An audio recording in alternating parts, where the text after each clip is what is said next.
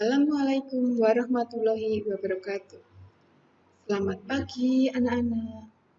Selamat bertemu kembali dengan Bu Titi. Yang mana pada hari ini kita melanjutkan pelajaran tema 1, subtema 3, bersyukur atas keberagaman. Hari ini kita sampaikan pembelajaran yang pertama. Anak-anak dari rumah bisa menyiapkan atau mengikuti menggunakan buku tema 1. Pada pembelajaran pertama ini, Ibu mempunyai sebuah bacaan yang berjudul Dodol Betawi Mak Salma.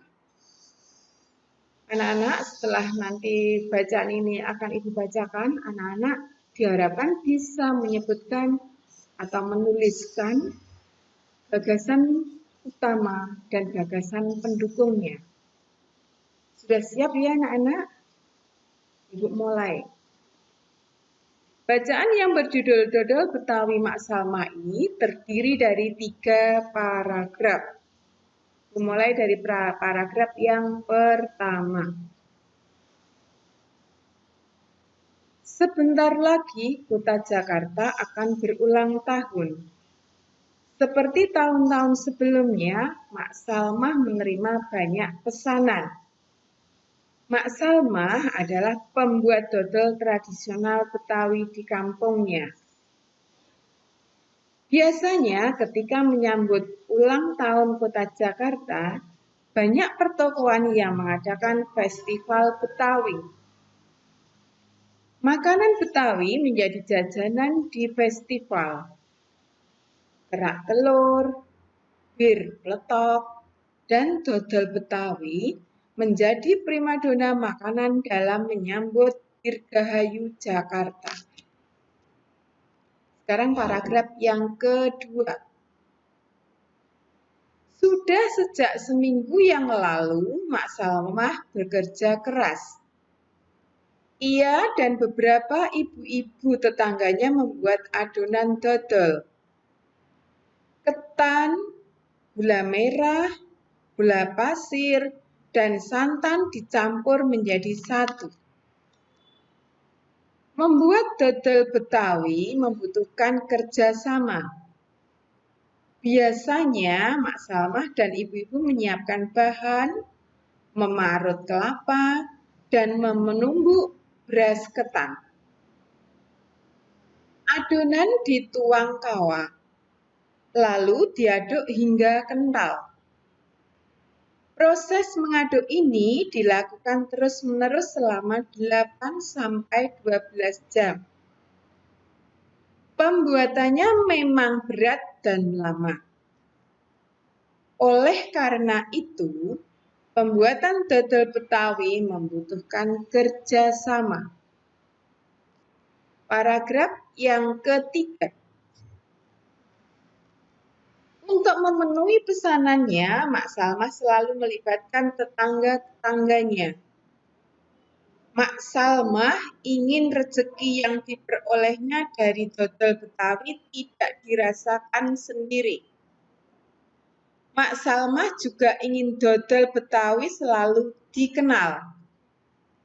Ia ingin warga di sekitarnya juga ikut melestarikan makanan tradisional milik kampung sendiri. Dodol Betawi Mak Salma ikut melestarikan budaya, memupuk kerjasama, serta menjalin keakraban antar warga.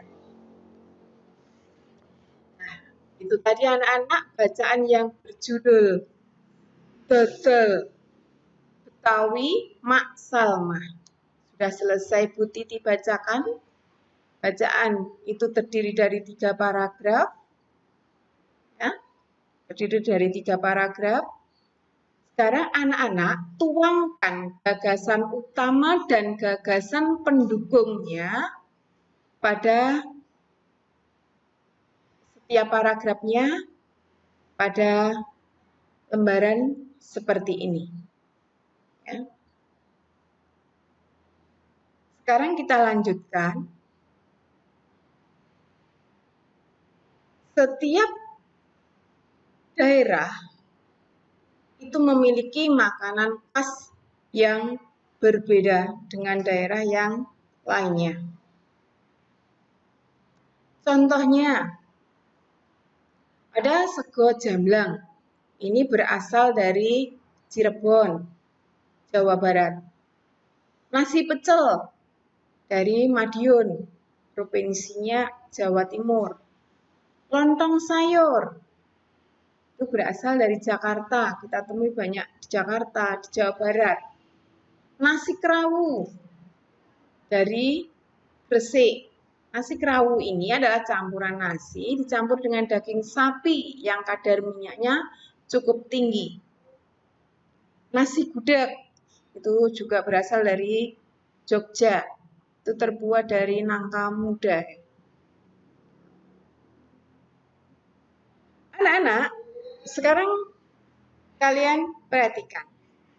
Dari makanan tradisional yang banyak kita temui di daerah-daerah, itu oleh para penjualnya itu biasanya ditawarkan atau dijajakan keliling kampung.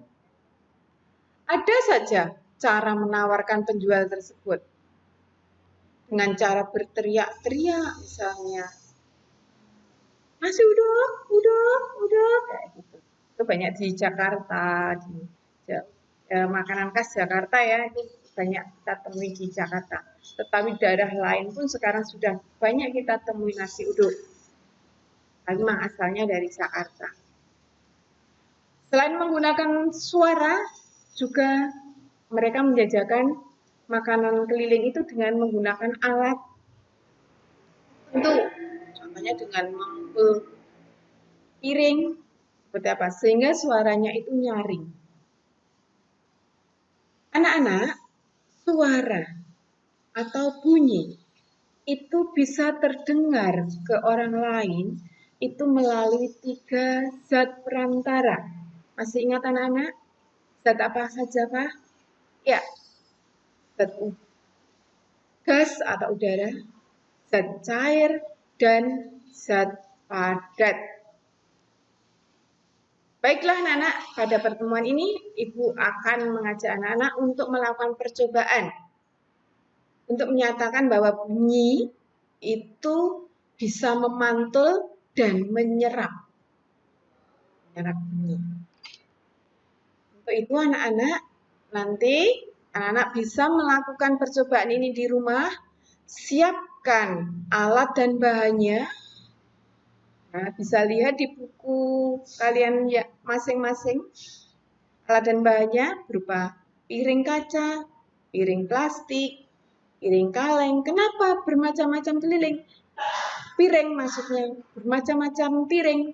Karena piringnya terbuat dari plastik, kaca, kaleng. Itu kalau dipukul suaranya atau bunyinya akan berbeda.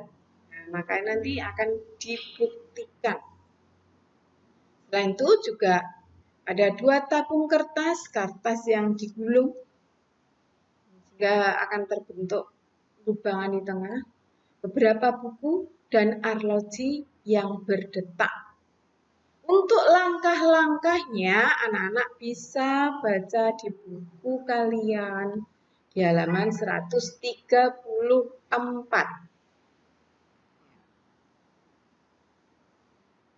Baik anak-anak, nanti untuk langkah-langkahnya bisa kalian pelajari di sana.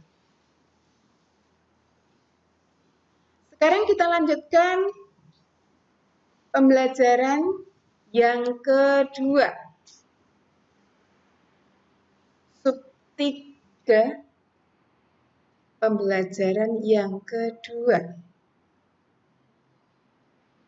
Kalian amati di halaman pertama itu ada berbagai rumah adat yang berasal dari daerah yang berbeda.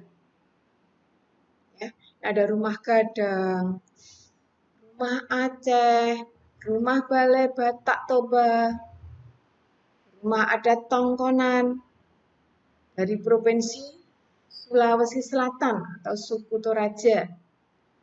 Ada rumah adat Baileo dari Provinsi Maluku, rumah adat Bangka Belitung. Kalian amati anak-anak, itu bentuknya antara yang satu dengan yang lainnya tidak sama.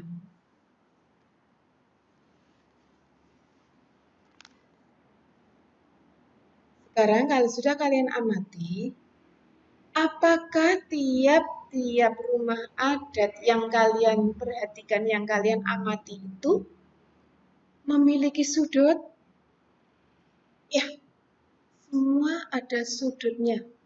Terlihat sangat jelas pada gambar atapnya. Ya. Kalau dibuat seperti bangun datar, itu bentuknya hampir menyerupai dengan bentuk segitiga, bangun datar segitiga. Ada segi empatnya juga, ya.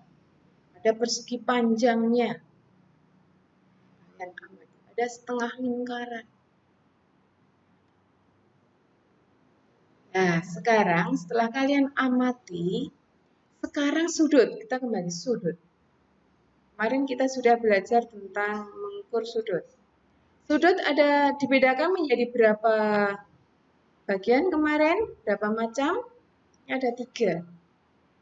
Sudut lancip, sudut siku-siku, dan sudut tumpul. Besarnya masih ingat anak-anak? Yang termasuk sudut lancip itu yang kurang dari 90 derajat besarnya.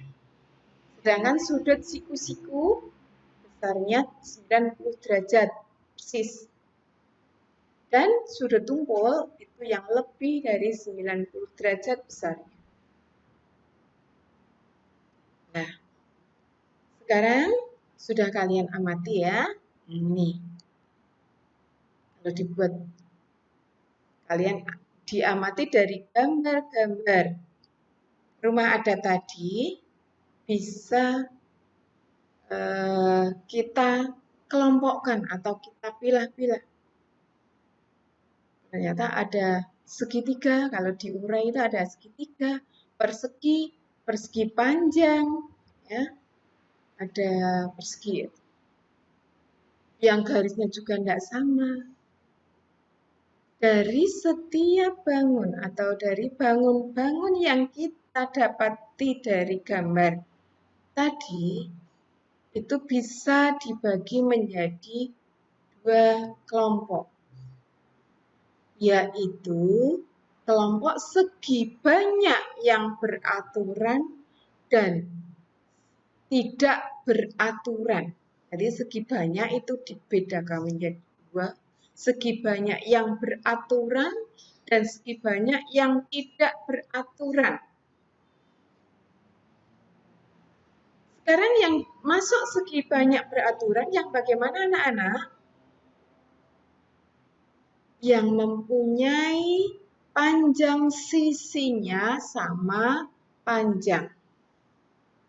Itu disebut masuknya ke golongan segi banyak yang beraturan. Sedangkan yang termasuk segi banyak tidak beraturan itu yang memiliki panjang sisi yang tidak sama. Nanti bisa kalian pelajari di situ.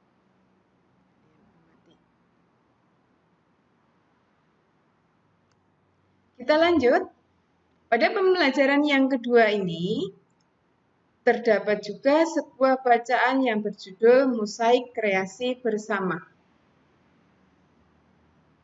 Nanti anak-anak bisa membaca sendiri, baca diulang-ulang lagi di rumah, dan simak bukunya. Ibu hanya menyampaikan inti dari bacaan ini. Isi dari bacaan Mosaik Kreasi Bersama ini menceritakan bahwa meskipun memiliki teman yang berbeda asalnya atau mempunyai teman-teman yang tidak satu suku, tetapi mereka bisa hidup berdampingan. Maksudnya, bisa hidup saling menghargai, rukun, saling kerjasama dalam melaksanakan segala tugas yang mereka hadapi. Untuk itu nanti anak-anak setelah kalian baca membaca bacaan yang berjudul Mosaik Kreasi Bersama itu ada beberapa pertanyaan. Untuk mengetahui kalian itu sudah paham atau belum bacaan itu kalian pahami, bisa menjawab pertanyaan yang ada di Ibu kira pertemuan kali ini sudah Ibu sampaikan pembelajaran 1 dan 2 subtema 3 pada tema 1. Indahnya kebersamaan. Ibu akhiri sampai sini. Semoga ilmunya bisa bermanfaat untuk kita semua. Wabillahi taufiq wal hidayah. Wassalamualaikum warahmatullahi wabarakatuh.